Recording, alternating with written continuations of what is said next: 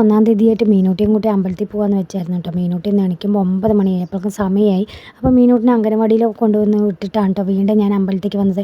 ഈ നെറ്റിയിൽ മുഴുവൻ കാണുന്നത് അമ്പലത്തിൽ പോയ അടയാളമാണ് കേട്ടോ. അപ്പം അമ്പലമൊക്കെ അടച്ചിട്ടുണ്ട്. നമുക്ക് പ്രസാദം ഒരു പാത്രത്തിൽ വാങ്ങിച്ചു വെച്ചിട്ടുണ്ട് കേട്ടോ. ഇത് വന്നിട്ട് തേങ്ങയും വെല്ലവും പച്ചരിയും പഴവും കൂടി മിക്സ് ആക്കിയിട്ടാണ്. അത് നല്ല ടേസ്റ്റാണ് കേട്ടോ കഴിക്കാൻ. എനിക്കതാണ് ഇഷ്ടം. പിന്നെ കടുമധുര പായസം ഉണ്ടാവും. എന്താ ഈ നമ്മുടെ അമ്പലത്തിൻ്റെ ഉമ്മറത്തെ വീട്ടിൽ ചേച്ചീൻ്റെ പൂന്തോട്ടം ഉണ്ട്. അത് അപ്പോൾ റോഡ് സൈഡ് 2 സൈഡും വെച്ച് പിടിപ്പിച്ചിട്ടുണ്ട്. റോഡ് പണി കഴിഞ്ഞപ്പോൾ നല്ല ഗ്യാപ്പുണ്ട്. ആ ഗ്യാപ്പിലായിരുന്നു കേട്ടോ അവർ വെച്ച് പിടിപ്പിച്ചത്. പ്രത്യേക ഭംഗി തന്നെയാണ്. എല്ലാവരും വീട്ടിൻ്റെ ഫ്രണ്ടിൽ വെച്ച് പിടിച്ചത്. പക്ഷേ ഇവിടെയാണ് കേട്ടോ പ്രത്യേകം റോസ് നന്നായി പൂത്തിരിക്കുന്നത്. കാണാൻ തന്നെ നല്ല ഭംഗിയാണ് കേട്ടോ.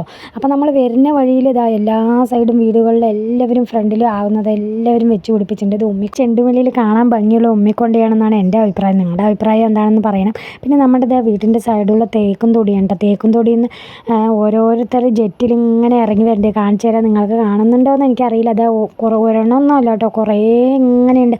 നമ്മുടെ മേലത്തങ്ങനെ തട്ടിക്കഴിഞ്ഞാൽ പിന്നെ അങ്ങനെ ചൊറിഞ്ഞിട്ടിരിക്കാൻ പറ്റില്ല. അത്രയും പുഴുവാണ് കേട്ടോ മേലെ നിന്ന് ഇങ്ങനെ ഇറങ്ങി വരുന്നത്. പിന്നെ നമ്മുടെ അടയാളത്തിലുള്ള നമ്മുടെ വീടിൻ്റെ ഒരു അടയാളം ഉണ്ട്. ഈ പുളിഞ്ചോട് ഒരു പ്രത്യേക സിഗ്നൽ ഉണ്ടാവുമല്ലോ, അതാണ് നമ്മുടെ അവിടുത്തെ.